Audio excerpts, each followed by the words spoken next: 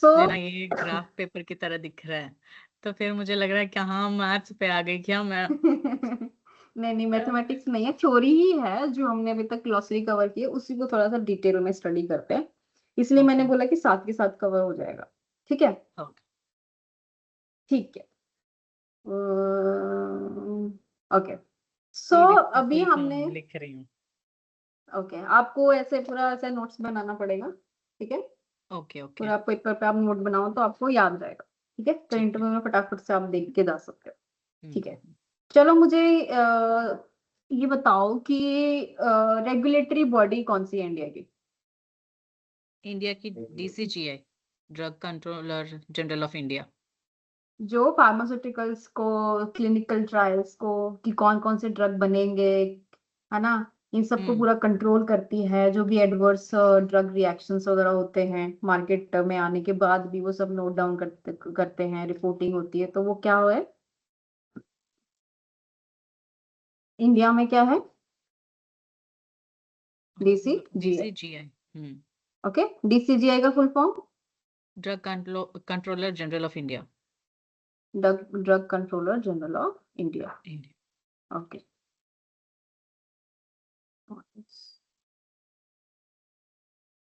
Okay, DCGI. Now US का क्या है?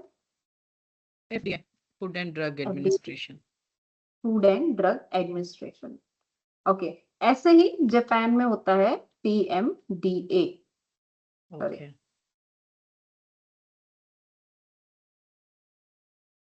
ओके, सो तो फुल फॉर्म हम इसका देख सकते हैं, पीएमडीए का okay. Pharmaceutical and medical drug devices agency. Pharmaceutical pharmaceuticals and medical devices agency.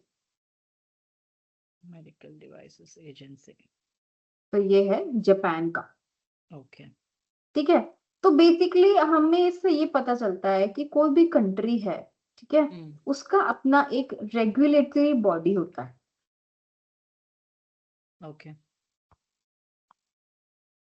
Regulatory body होता है जो पूरा का पूरा रेगुलेशन करता है कि ड्रग बनेगा, इंपोर्ट होगा, एक्सपोर्ट हो रहा है, या जो भी ये सब चीजें होती हैं, वो एक रेगुलेटरी बॉडी जो है वो मैनेज करता है, रेगुलेट करता है।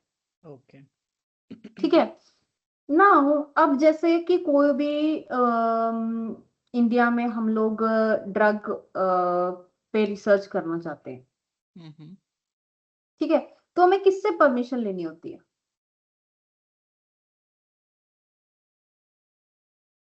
DCGI से ही। हाँ, उससे लेनी रहती है। ठीक है, हम्म। ठीक है, तो जब भी हम लोग कोई भी ड्रग पे रिसर्च स्टार्ट करते हैं, तो हम किससे परमिशन लेते हैं? डीसीजीआई से। DCGI ठीक है, तो आपको क्या लगता है कि डीसीजीआई क्या मेक श्योर करती होगी? ताकि प्रोटोकॉल कैसा है, हम्म, और वो ड्रग पोटेंशियल नहीं, क्या अभी हम लोग होता है। क्लिनिकल ट्रायल पे नहीं आए हैं अभी तक, हम लोग बिल्कुल बिल्कुल स्टार्टिंग में हैं कि ओके। मैं एक ड्रग बनाने का सोच रही हूँ। हम्म। ठीक है, तो जब भी मैं कोई ड्रग बनाने का सोचती हूँ, तो मेरे को डीसीजीआई को क्या क्या इन्फॉर्मेशन देनी रहती होगी? मतलब वो प्री क्लिनिकल ट्रायल्स का तो हम लोग दिखाना पड़ता है ना।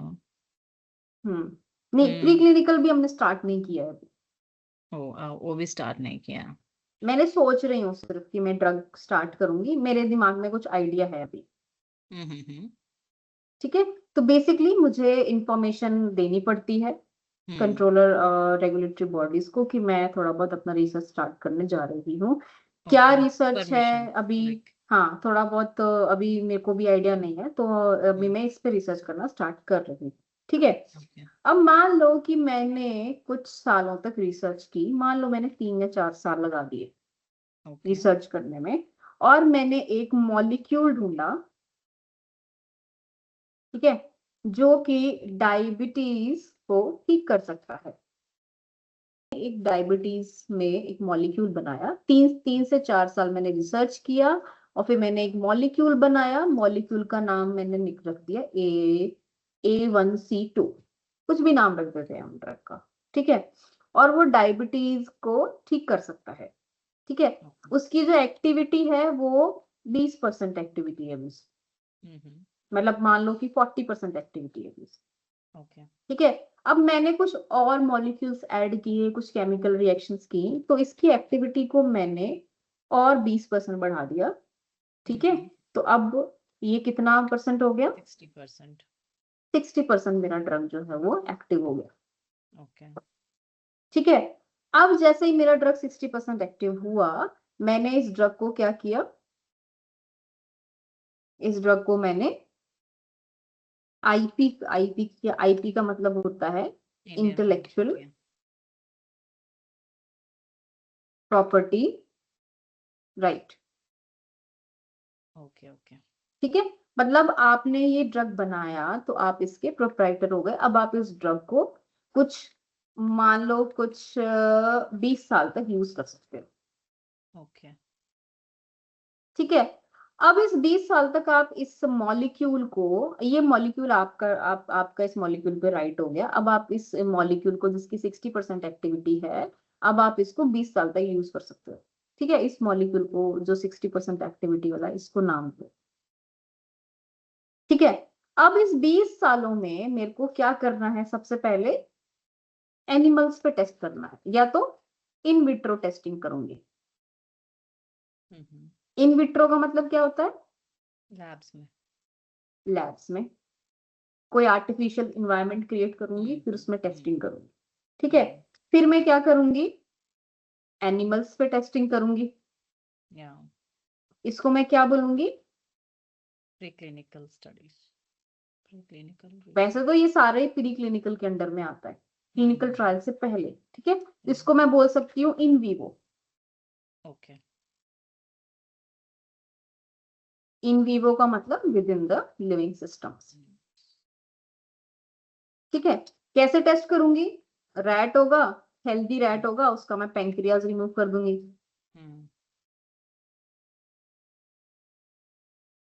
रैट कैसा हो गया? डायबिटिक हो गया। फिर मैंने उसको मेडिसिन दिया, अपना A1C2 वाला, मैंने उसको मेडिसिन दिया, ड्रग दिया, ठीक है। फिर मैंने उसके ब्लड शुगर लेवल में, पहले जो उसका ब्लड शुगर लेवल 190 चल रहा था, फिर A1C2 देने के बाद उसका ब्लड शुगर लेवल 140 तक आ गया। ओके फिर थोड़ी सी और डोज बढ़ाई तो वो 100 तक चला गया,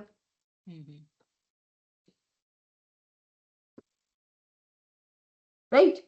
तो हम, मतलब हमारा ड्रग जो है वो काम कर रहा है, ठीक है। अब यहाँ से जितना भी हमारा डेटा होगा, जो भी हम लोग यहाँ से डेटा कलेक्ट करेंगे, वो सब लोग हम एक पूरा फाइल फोल्डर बनाएंगे। जो भी हमारे ड्रग के बारे में इंफॉर्मेशन होगी, ड्रग का स्ट्रक्चर, ड्रग की केमिकल प्रॉपर्टीज, ठीक है, कैसे इन्वेंट किया, कैसे बनाया, और इसके इन विट्रो रिजल्ट्स क्या थे, इन विवो रिजल्ट्स क्या थे, कंक्लूजन क्या आया, ठीक है। और जो भी डेटा होगा, इस सब का मैं एक बनाऊंगी फोल्डर, और मैं इसको सबमिट करूंगी DCGI को। इसका जो पूरा रिपोर्ट है,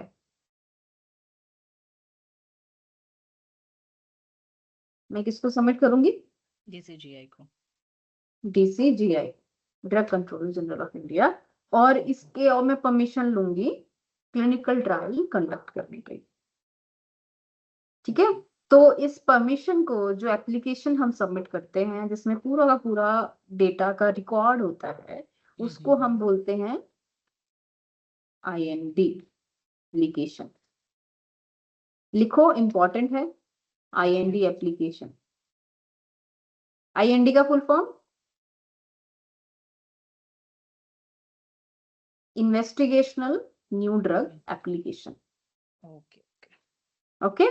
एक IND एप्लीकेशन होता है, एक NDA एप्लीकेशन होता है। तो आपको ये भी समझना है कि इनमें डिफरेंस क्या है। तो थोड़ी सी स्टोरी समझ आई कि कहाँ से हम शुरू हुए। हमने मॉलिक्यूल ढूंढा, उसकी एक्टिविटी चेक की, उसका नाम, उसका नेमिंग किया, नॉमेनक्लेचर। फिर उसके बाद हमने उसकी कुछ प्रॉपर्टी राइट्स लिए कुछ सालों के लिए। फिर हमने इन विट्रो किए, इन विवो एक्सपेरिमेंट्स किए, डेटा कलेक्ट किया, पूरा का पूरा रिपोर्ट बनाया, और हमने उसको DCGI को सबमिट कर दिया, ठीक है।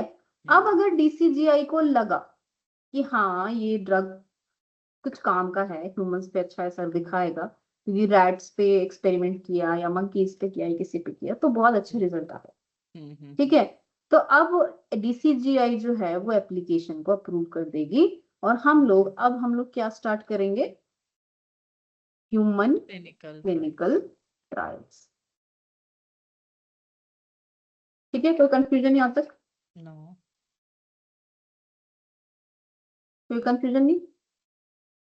ठीक है, अब जब हम लोग ह्यूमन क्लिनिकल ट्रायल स्टार्ट करेंगे तो ह्यूमन क्लिनिकल ट्रायल कितने फेजेस में होते हैं? हमने फेजेस पढ़े क्लिनिकल 4 ट्रायल्स के, phases 4 phase फेजेस 1 में होते phase हैं। 2 phase 3 phase 4 okay, phase 1। Phase 1 में हम लोग कैसे लोग लेते हैं? healthy people healthy volunteers. ठीक है, देन यहाँ पे हम लोग क्या चेक करते हैं? ड्रग की efficacy सेफ्टी। safety ठीक है, फेज 2 की बात करते हैं तो हम यहाँ पे कैसे लेते हैं?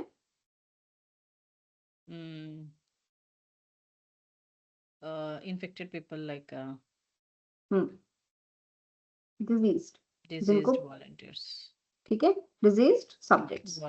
yeah subjects सब्जेक्ट्स आप यूज करोगे, ठीक है, सब्जेक्ट्स मतलब जो जिस पे हम एक्सपेरिमेंट कर रहे हैं। ठीक है, तो यहाँ पे हम लोग क्या यूज देखते हैं? Safety safety and efficacy and efficacy. ठीक है, यहाँ पे हम लोग क्या करते हैं? माइक्रो डोजिंग करते हैं ड्रग की, phase 1 में है ना, मैंने बताया था माइक्रो डोजिंग करते हैं। microdosing ठीक है, अब फेज 3 की बात करते हैं। फेज 3 में सेम सेफ्टी और एफिकेसी हम लोग चेक करते हैं, बट यहाँ पे अगर मान लो कि यहाँ पे 100, यहाँ पे 50 लोग थे, ठीक है, यहाँ पे हो गए कुछ 200-300, तो यहाँ पे बढ़कर हो जाते हैं 1000 ओके या 1500 लोग बढ़ गए यहाँ पे। ठीक है, तो यहाँ पे भी सेम डिजीज पर्सन पे होता है, सेफ्टी और एफिकेसी चेक की जाती है। yeah ठीक है, देन हमारे पास आता है फेज 4। फेज 4 को हम क्या बोलते हैं? Post marketing surveillance. okay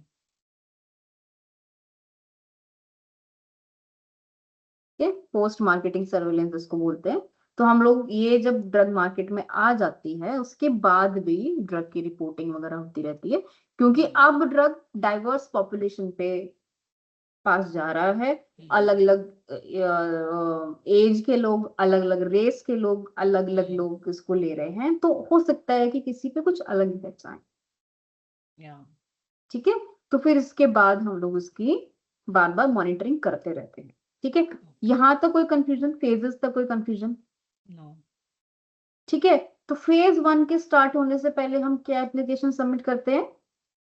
IND application IND application. Investigational New Drug फिर application फेजेस हमारे होते हैं, और फिर इसके बाद हम लोग फाइनल जो भी डेटा होता है उसको हम क्या करते हैं? एनालाइज। analyze इस डेटा को हमने एनालाइज किया, और फिर इस डेटा को हम एनालाइज करके सबमिट करते हैं वापस से किसको? DCGI डीसीजीआई को। कोई कंफ्यूजन यहाँ तक? no no ठीक है, चलो अब आप एक बात मुझे बताओ, जब भी हम फेजेस में एक्सपेरिमेंट्स कर रहे हैं, जैसे फेज 1 की हम बात करते हैं, या हम बात करते हैं फेज 1 की, फेज 2 की, फेज 3 की, फेज 4 की। ठीक है, तो यहाँ पे जब भी हम बात कर रहे हैं तो डेटा कलेक्ट कैसे होता है? क्या लगता है कि ये लोग कहाँ पे लिखते होंगे इंफॉर्मेशन सारी? कभी सोचा कि ये कहाँ पे लिखते होंगे कि पेशेंट ने ड्रग लिया, कितनी बजे लिया, कैसे ले रहा है, कितनी डोज ले रहा है, उसको साइड इफेक्ट्स क्या आ रहे हैं? हम ऐसे एक पेपर रिकॉर्ड तो पेन पर तो मेंटेन नोट नहीं करना करते है ना। होंगे। मतलब हम लोग हम्म स्टडीज कर रहे हैं तो फिर एक रिकॉर्ड तो मेंटेन करते हैं, ताकि ये पेशेंट को ये दिया, ये पेशेंट को इतना डोज दिया, और हम्म इतने टाइम इंटरवल्स पे दिए करके हम लोग रिकॉर्ड तो कर लेते हैं। मतलब वो रिकॉर्डिंग चाहिए सिस्टम में हो सकता है, नहीं तो एक बुक में भी अगर पॉपुलेशन ज्यादा है तो फिर हम लोग सिस्टम ही प्रेफर करते हैं बुक से वेरी गुड। तो follow। बेसिकली हम लोग डेटा जो है वो रैंडमली कुछ भी नहीं लिख देते, है ना। हम्म। मतलब मैंने कुछ ऐसे कॉलम्स बना दिए और मैंने बोला कि अच्छा ड्रग लेने के बाद पेशेंट को सर दर्द हो रहा है, पेशेंट को ये हो रहा है, पेशेंट को वो हो रहा है, अब patient is feeling better, patient के लैब टेस्ट रिकॉर्ड्स ये हैं वो हैं, ये सब लिखते हैं, ठीक है। अब जब हम लोग क्लिनिकल ट्रायल करते हैं तो हम लोग क्या क्या डेटा मैनेज मॉनिटर करते होंगे, जैसे मान लो कोई डायबिटिक पेशेंट्स पे ट्रायल, डायबिटिक पेशेंट्स पे ट्रायल है, तो हम क्या क्या मॉनिटर करते होंगे? चेंजेस, क्या चेंजेस उसको हो रहा है, लैब रिजल्ट्स। या वाइटल्स। हम क्या करते होंगे? एवरी 3 मंथ्स हम उसका ब्लड टेस्ट। HbA1c चेक करते होंगे, हम्म। ठीक है। या फिर हम पेशेंट को बोलते होंगे कि जो भी आप खाना खा रहे हो, ठीक है, उसके हाँ, बाद उस अपना पे ब्लड शुगर मॉनिटर नोट करो करो, करो। हम्म। ठीक है। फिर हो सकता है कि हम पेशेंट की किडनी प्रोफाइल भी चेक करते होंगे, या किडनी फंक्शन टेस्ट। और ब्लड प्रेशर भी चेक करते हैं। हाँ, ब्लड प्रेशर हम लोग एक रिकॉर्ड रखते हैं, हम्म। ठीक है। वेट, ठीक है। तो ये सारी चीजें हम चेक करते होंगे जब भी हम्म। हम डायबिटिक ट्रायल करते हैं, तो ये सब डेटा भी हमें मेंटेन करना है। जितनी बार हम्म। भी पेशेंट हॉस्पिटल में आ रहा है फॉलोअप के लिए, ठीक है, हम्म। तो हम नॉर्मली भी किसी हॉस्पिटल में जाते हैं तो तो हम लोगों वाइटल्स का देखते हैं। टेम्परेचर चेक करते हैं, ब्लड प्रेशर हम्म। चेक करते हैं, वेट हम्म। चेक करते हैं, तो ये वाइटल साइंस हमारे चेक होते हैं। प्लस डायबिटिक ट्रायल है तो हो सकता है कि हर मंथ ब्लड ब्लड टेस्ट हो, ठीक है। और भी चेक हो, भी चीजें चेक हो सकती हैं, HB हीमोग्लोबिन चेक हो सकता है, विटामिन D लेवल्स, या फिर और भी चीजें चेक हो सकती हैं, ठीक है। तो ये जो सारा डेटा होता है, एक तो लैब वाला डेटा, फिर और हम्म। क्या डेटा हो सकता है आपके हिसाब से?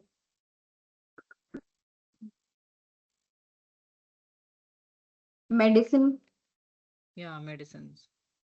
की डोज कितनी दी जा रही है, हम्म। ठीक है। देन कोई साइड इफेक्ट तो नहीं आ रहा, ओके। ठीक है, कोई एडवर्स इफेक्ट तो नहीं आ रहा, ठीक। तो ये भी जो डेटा होता है, ये एक इसके लिए रिकॉर्ड हम मेंटेन करते हैं जिसको हम बोलते हैं CRF,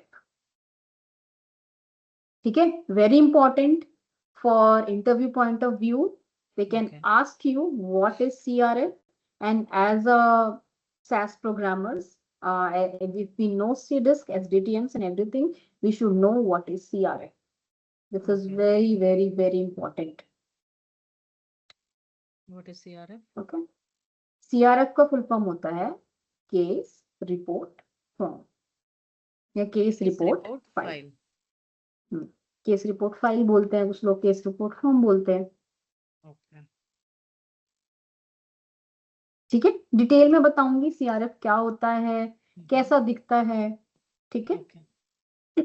तो CRF दो तरह के होते हैं, एक होता है पेपर CRF और एक होता है electronic CRF। Okay. Paper CRF में कुछ पेपर्स होते हैं, मतलब कॉपीज होती हैं जिसमें पेशेंट जो भी इंफॉर्मेशन देता है वो हम लिखते रहते हैं। जैसे वो ये CRF बिल्कुल वैसे होते हैं जैसे आप किसी हॉस्पिटल में जाओ कोई टेस्ट करवाने, तो वो आपको एक फाइल देते हैं, हम्म। फिर अंदर एक ब्लैंक पेपर लगा देंगे, फिर आप डॉक्टर पे जाओगे तो डॉक्टर उसको उस पे मेडिसिन वगैरह लिखेगा, टेस्ट लिखेगा, प्रिस्क्रिप्शन। फिर आप टेस्टिंग करवाओगे। तो वो जो फाइल है, जो मेंटेन फाइल है, उसको वो CRF का एक एग्जांपल है। उसी ओके। फाइल में वो आपकी वाइटल्स लिखते हैं ऊपर, उसी फाइल में आपके नोट वो लिखते हैं, वेट वगैरह लिखते हैं, तो that is a example of paper CRF, okay. ठीक है। इलेक्ट्रॉनिक CRF, कोई बात नहीं, हम लोग पेपर CRF और इलेक्ट्रॉनिक CRF की बात कर रहे थे, ठीक है। या। अब क्या होता है कि ये जो न्यूज सारा का सारे डेटा जो कलेक्ट हुआ, ठीक है, हम्म। इसमें हम लोग क्या करते हैं, जैसे ये CRF है, CRF में पूरा डेटा है। अब ये जो CRF का डेटा है, ये कन्वर्ट किया जाता है रॉ डेटा, मतलब इसको हम लोग बोलते हैं एक तरह से रॉ डेटा, ओके। ठीक है। अब इसको हम लोग या फिर मैं बताऊं, अगर मैं सिंपल लैंग्वेज में बोलूं तो क्लिनिकल डेटा मैनेजमेंट टीम, हम्म सीडीएम टीम इस डेटा को कलेक्ट करती है और इसको डेटा सेट्स के फॉर्म में कन्वर्ट कर देती है। ओके मतलब एक इजी लैंग्वेज बता रही हूँ, इसको और डिटेल टर्मिनोलॉजी में आपको बताऊंगी कि क्या होती है क्या नहीं होती है। एक ACRF करके भी टर्म होता है, वो मैं आपको बताती हूँ बाद में। ठीक है, वो सब कुछ एक साथ बता दूंगी तो आप कंफ्यूज हो जाओगे। ठीक है, तो रॉ डेटा को CDM team data sets data में से कन्वर्ट करती है, कन्वर्ट। जो हमारे काम का डेटा होता है। यहाँ तक ये डेटा हमारे काम का नहीं है। हम्म। ठीक है, तो यहाँ तक भी हमारा कोई रोल नहीं है, ना हम लोग कोई क्लिनिकल ट्रायल का डेटा मॉनिटर कर रहे हैं, ठीक है, ना हम लोग को कोई रिकॉर्ड मेंटेन करने हैं, ना हम लोग को ये CRF बनाने हैं, कुछ भी नहीं हमें करना। कुछ भी नहीं। ठीक है, तो हम लोग CDM जो टीम है, क्लिनिकल डेटा मैनेजमेंट टीम है, वो डेटा से उसको ऐसे फॉर्म में कन्वर्ट करती है जिससे हम लोग उसको एनालाइज कर सके। ओके ठीक है, so this data that is being captured from a clinical trial, this is a huge data.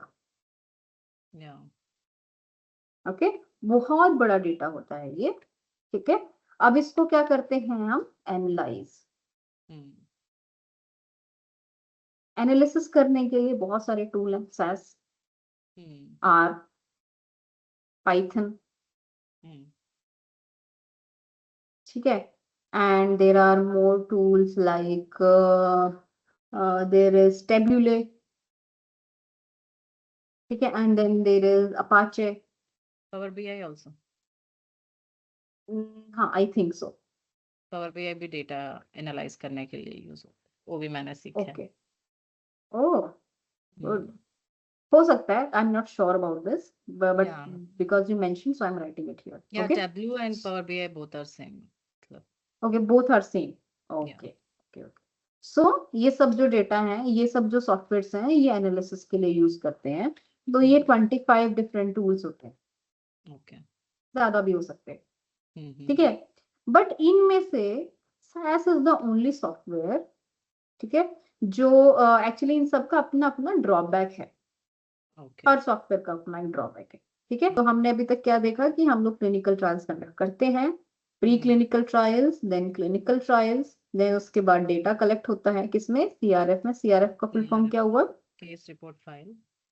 Case report file. And then उसके सीडीएम बाद टीम हमारी यूज जो it into CDM data team है sets. वो data को convert करती है, and फिर हम लोग उस डेटा को एनालाइज करते हैं। एनालाइज डेटा करते हैं। बहुत बड़ा हो सकता है। या ठीक है, ओके इसके बाद जब हम लोग क्लिनिकल ट्रायल करते हैं, तो हम लोग क्लिनिकल ट्रायल्स कैसे कंडक्ट करते हैं।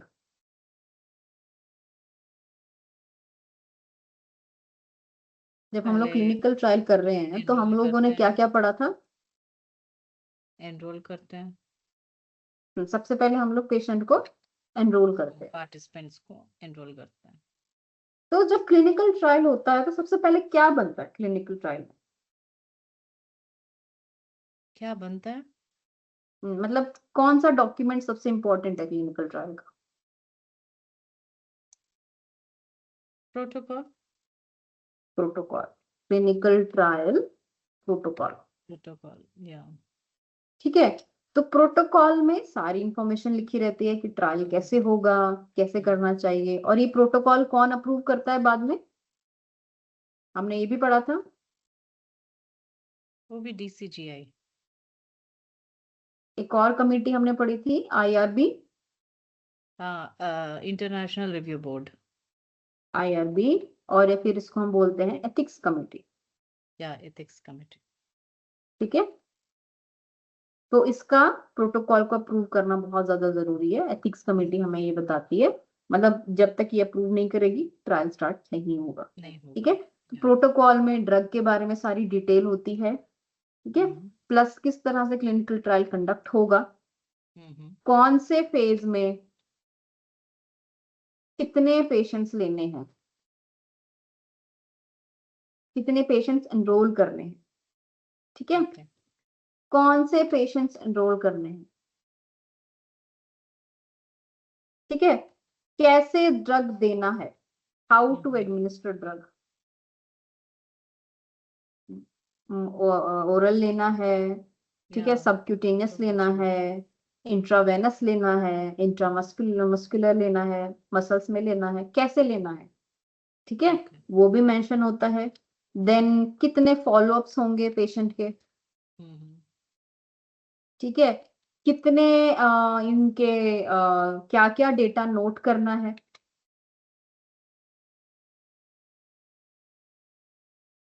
ठीक है, सीआरएफ कैसा होना चाहिए, ओके। क्या क्या इंफॉर्मेशन सीआरएफ में होनी चाहिए, वो भी प्रोटोकॉल में लिखा होता है। देन इन्वेस्टिगेटर्स कितने होंगे, हम्म, कई बार 2 इन्वेस्टिगेटर्स भी होते हैं, ठीक है। देन ट्रायल साइट्स कौन कौन सी होंगी, जहां पे क्लिनिकल ट्रायल होता है उसको हम बोलते हैं क्लिनिकल ट्रायल साइट, ठीक है। ओके।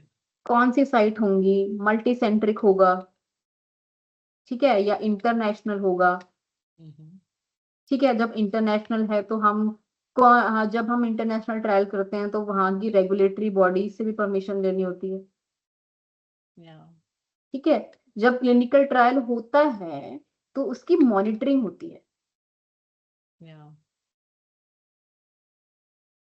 ठीक है। तो बेसिकली जब भी क्लिनिकल ट्रायल होता है तो जैसे मान लो कि आप साइट पे काम कर रहे हो, हम्म, आप सीआरसी हो, तो वहां पे मॉनिटर्स आते रहते हैं, स्पॉन्सर हम्म, भेजता रहता है, ठीक है। तो वो देखते हैं कि क्लिनिकल ट्रायल ठीक से परफॉर्म हो रहा है कि नहीं, प्रोटोकॉल के हिसाब से हो रहा है कि नहीं, तो वो मॉनिटरिंग रिपोर्ट्स जनरेट करते हैं, ओके। ठीक है। ये रिपोर्ट भी फाइनली जब हम डीसीजीआई को सबमिट करते हैं तो ये मॉनिटरिंग रिपोर्ट भी सबमिट करना जरूरी है, ठीक है। देन ऑडिटिंग होती है, ऑडिटिंग स्पॉन्सर नहीं करता है, स्पॉन्सर मॉनिटरिंग करता है, ऑडिटिंग डीसीजीआई वाले भी कर सकते हैं, जाके साइट पे छापा मार दिया, जैसे इनकम टैक्स वाले छापा मारते हैं ना, ऐसे ही ये हम्म, लोग भी छापा मारते हैं ओके। ट्रायल साइट पे, ठीक है, टू चेक कि वेदर क्लिनिकल ट्रायल कुछ गलत तरीके से तो नहीं कंडक्ट हो रहा है, प्रोटोकॉल के हिसाब से हो रहा है या कि नहीं। ठीक है। तो ऑडिटिंग के बारे में सारी डिटेल्स होती है, मॉनिटरिंग के बारे में, ये कब होगा कैसे होगा नहीं होता है, लेकिन उस दौरान पे आपको क्या क्या चीजें सबमिट करनी है, ऑडिटिंग टीम को क्या क्या बताना है, वो सब आपको लिखा रहता है। देन ट्रायल कैसा होगा, सिंगल ब्लाइंड होगा, डबल ब्लाइंड होगा, ठीक है। एंड इसमें जो रेंडमाइजेशन होगा, हम्म, रेंडमाइज्ड होगा, ठीक है। ये इसमें स्टैंडर्ड ट्रीटमेंट यूज होगा ओके। या फिर प्लेसिबो यूज होगा, हम्म, क्या यूज होगा यहाँ पे। तो ये ओके। सारा का सारा जो डिटेल होता है वो किसमें होता है, क्लिनिकल ट्रायल प्रोटोकॉल, ना होता है। ठीक है। और प्रोटोकॉल में ये भी लिखा होता है कि डेटा एनालाइज कैसे होगा, हम्म, कौन से टूल में होगा, ठीक है, और ओके। कितने दिनों में डेटा जो क्लिनिकल ट्रायल हो वो कंप्लीट हो जाना चाहिए। हम्म, तो ये पूरा का पूरा जो है प्रोटोकॉल 100 से 150 पेजेस तक का हो सकता है, ठीक है। तो ये सब जरूरी है क्लिनिकल ट्रायल प्रोटोकॉल में लिखना, ठीक है। तो अब हमने 20 साल के लिए इसकी प्रोप्राइटरशिप ली थी, तो उस हम्म, 20 साल के अंदर अंदर pre clinical trial, clinical trial, data submission, ये सब हो जाना चाहिए, ओके। वरना कोई और कंपनी, कोई और लोग भी उस ड्रग को यूज कर सकते हैं, फिर वो ड्रग आपका नहीं रहेगा, ओके। ठीक है। कोई कंफ्यूजन यहाँ तक, नो। ठीक है। Now do you remember what is double blind, या डबल ब्लाइंड मतलब neither participants or investigator knows the what is the treatment will be going on. ठीक है। तो there is single Nobody blind, knows. Single double blind blind means and triple blind, triple blind मतलब sponsor को भी पता नहीं चलता है कि हाँ स्पॉन्सर, काफी इन्वेस्टिगेटर और बार, पार्टिसिपेंट तीनों को पता नहीं हाँ चलता है कि क्या तीनों को भी नहीं ट्रीटमेंट। पता सिंगल होगा, ब्लाइंड मतलब इधर पार्टिसिपेंट को पता चलता है, नहीं तो इन्वेस्टिगेटर को पता चलता है। हाँ। और डबल ब्लाइंड में इन्वेस्टिगेटर और पार्टिसिपेंट को नहीं पता होता, दोनों को पता लेकिन नहीं लगता। स्पॉन्सर को पता होता है। ये क्यों किया जाता है, blinding To avoid bias. To avoid bias. Okay, bias बहुत तरह के होते हैं, ठीक है, तो उसमें डिटेल में जाने की जरूरत नहीं है, आपको बस बायस के बारे में पता होना चाहिए। Okay. ठीक है, तो हम ब्लाइंडिंग देखे, बायस देखे, Hmm. ठीक है। देन एक और चीज हमने देखी थी, आपको पढ़ाई थी,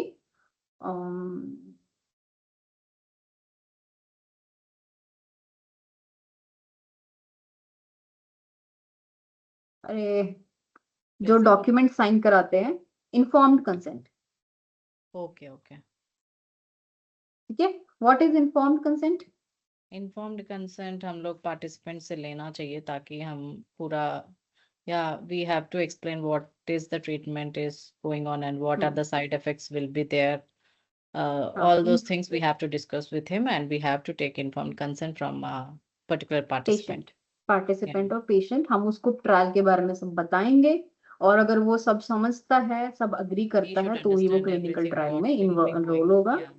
ठीक है, तो वो सब इंफॉर्मेशन, इन्फॉर्म कंसेंट के जो भी डिटेल होती है वो हम लिखते हैं। ठीक है, अब जितने भी इन्फॉर्म्ड कंसेंट्स होते हैं, जितने भी पेशेंट्स के, अब 1000 पेशेंट, सबके इन्फॉर्म कंसेंट हमें रखने पड़ेंगे।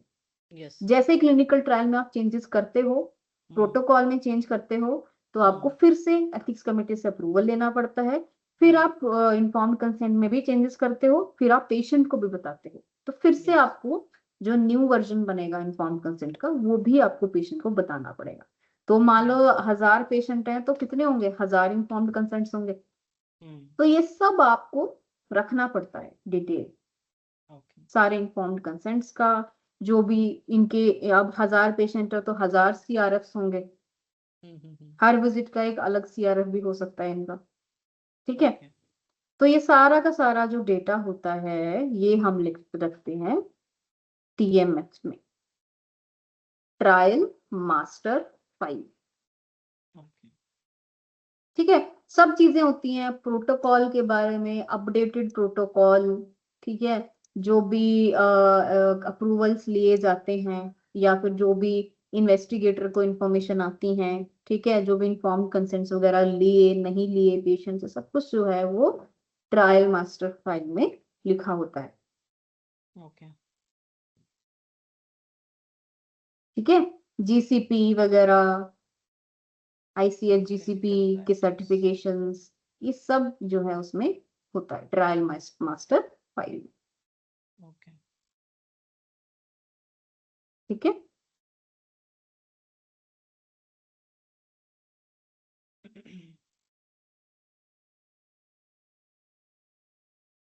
ओके। नाउ एक और टर्म होती है जिसको हम बोलते हैं इन्वेस्टिगेटर्स ब्रोशर।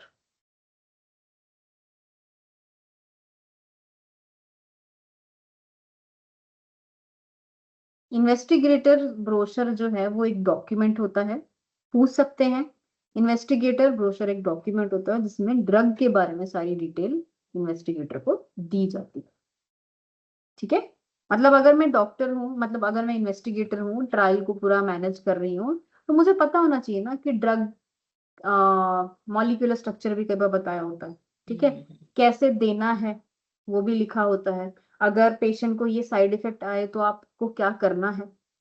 ठीक है, तो इन्वेस्टिगेटर को सारी डिटेल ड्रग के बारे में दी जाती है, उसको बोलते हैं इन्वेस्टिगेटर्स ब्रोशर। Brochure. ठीक है, तो अभी तक आपने बहुत सारी चीजें सीखी, pre clinical trial, clinical trial, Clinical CRF, trials or CRF, है ना, CDM. और analysis tools, then what is clinical trial protocol, blinding, bias, informed consent form, CRF, TLF और इन्वेस्टिगेटर्स ब्रोशर। ग्लॉसरी पढ़ने का हमको फायदा हुआ क्योंकि हम लोग इस चीज को फटाफट कवर कर पाए। Okay. Yes. ठीक है, नेक्स्ट क्लास में हम लोग कवर करेंगे थोड़ा सा और डिटेल में सीआरएफ को, इन्फॉर्म इन ये सीआरएफ को कवर करेंगे बेसिकली, क्योंकि सीआरएफ Okay. बहुत ही इंपॉर्टेंट है। Okay. अगर आप सैस पढ़ रहे हो तो आपको सीआरएफ पता होना चाहिए। Okay. बाकी सारी चीजें पहले ही थोड़ा सा कंफ्यूज कर जाओ इंटरव्यू में, लेकिन So सीआरएफ नहीं CRF. आता तो कुछ नहीं आता, फिर वो बोलेंगे Yeah. कि अरे इनको तो सीआरएफ भी नहीं पता, Hmm. क्योंकि हम जो Basic. डेटा एनालाइज करते हैं वो यहीं से ही आता है। Okay. अगर सीआरएफ नहीं हो तो हम डेटा कहाँ से कलेक्ट करेंगे, क्या एनालाइज करेंगे, कुछ भी नहीं होगा एनालाइज करने। ठीक है, तो ये हम थोड़ा सा कल कवर करेंगे। कोई कंफ्यूजन यहाँ तक? ये वाला पार्ट तो इंटरेस्टिंग लग रहा है। हाँ, ये थोड़ा इंटरेस्टिंग लग है ना, तो ये इंटरेस्टिंग है, स्टोरी की तरह समझोगे तो याद रहेगा। है ना, एसडीटीएम्स और एडम्स इंटरेस्टिंग है, बट उतने ही डिफिकल्ट भी है। या ठीक है, आई ट्राई टू आप नोट्स एक्सप्लेन। बनाने बोल रहे हो, बस इसी पे स्टार्टिंग से नोट्स बनाओ क्या? हाँ, इसी के स्टार्टिंग में जो भी मैं आपको जैसे ये नाम बता रही हूँ ना, ये वाले, ये आप लिखते चलो। Okay okay. ठीक है, मैं आपको ये पीडीएफ भी शेयर कर दूंगी, बट स्टिल आप जब हम लिखते हैं तो हमें ज्यादा याद रहती है। ठीक है, तो आप इनको लिखते चलो, और मैं कभी भी पूछूंगी उठा के कि इन्वेस्टिगेटर्स ब्रोशर क्या होता है, तो फटाक से एक आंसर निकलना चाहिए कि what is investigators brochure. Okay. ठीक है, टीएमएफ के अभी कंपोनेंट्स अभी मैंने नहीं बताए, सिर्फ एक जनरल आइडिया दिया है इजी लैंग्वेज में आपको समझाने के लिए। टीएमएफ डिटेल में बताऊंगी कि क्या होता है। ठीक है, सीआरएफ भी डिटेल में समझेंगे। एक और टर्म होता है जिसको हम बोलते हैं एसीआरएफ। ओके। ठीक है, तो जो भी हम डेटा एनालाइज करते हैं वो एसीआरएफ से बनता है। ओके। ठीक है, यहाँ तक कोई कंफ्यूजन? नो। ठीक है, तो जब फिर एक और फाइनल टर्म आपको इन्वेस्टिगेटर ब्रोशर फिर से एक बार बताइए मैम। अच्छा, इन्वेस्टिगेटर ब्रोशर होता है कि जो भी क्लिनिकल ट्रायल हो रहा है, तो जो इन्वेस्टिगेटर होता है उसको मैं ड्रग की सारी इंफॉर्मेशन दूंगी। ओके। कि ड्रग को कैसे देना है, इंट्रावेनस देना है, इंट्रामस्कुलर देना है, कितने टाइम में देना है, अगर ड्रग का कोई साइड इफेक्ट आए तो उसको कैसे मैनेज करना है, तो वो सब यहाँ पे होता है। ठीक है, एक बार फटाफट से इसकी डेफिनेशन भी देख लेते हैं अगर आपको थोड़ा सा और डिटेल में समझना है तो। हम्म,